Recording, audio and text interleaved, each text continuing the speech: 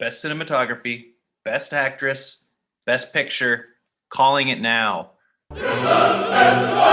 The most depressing movie you will watch all year, but it's really good. Based on the memoir of the same name, Frances McDormand stars as a woman who has lost everything. She lived in a town called Empire, Nevada, and eventually the town had to be completely deserted because the only place of work left. So it's just a ghost town.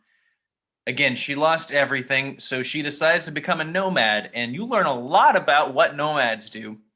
She decides to buy a van and just travel the country, working from job to job, doing different things here and there. This this is a very different movie. It does not feel like a Hollywood drama. Like there's no narrative almost. There's no story. It's Frances McDormand just living. That's the whole movie. It's Frances McDormand just getting by, learning to move on with her life, trying to get over her traumas, and it'll make you cry. This is a heavy movie, but it's not in a. It's so hard to describe this movie. It feels like a documentary.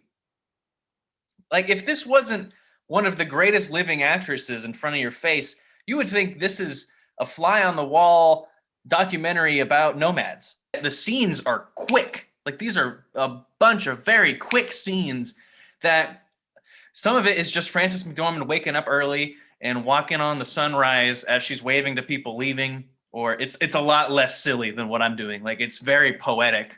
A quick scene of her playing the flute and all of a sudden gets a stomach virus and she has to figure out what to do very quickly in a van. It's gross.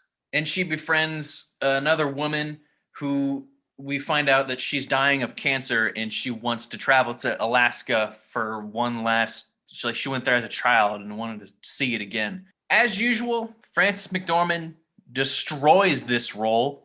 You'll forget that it's Frances McDormand and you're going to think it's a nomad living their life in a van. This is a very quiet movie, but it's sweet. It'll make you cry. It's very, very sad.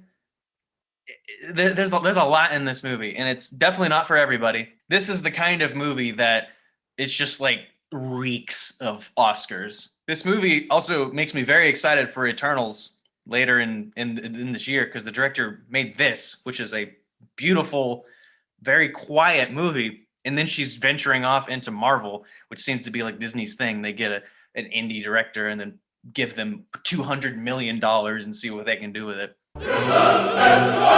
This is a 9.5 out of 10. It's personally not my favorite genre of movies, but it's one of those where you watch it and you think about it for 2 weeks straight. It's wonderful, wonderfully made. Brilliant performance by Frances McDormand. And great performances by everyone who's not an actor. Like there's real nomads in this, and they made me cry. I really think they were just like the director was like, here's a camera, please tell me your life story and make me cry. And it'll do that to you. Great movie. Watch it. It doesn't feel like a movie. Like it's not a 3-act structure. There's no obstacles to overcome for Frances McDormand other than getting over what happened in the past. And the climax of this movie is dead silent. It's just her wandering in the town that she grew up in. And it's so good. It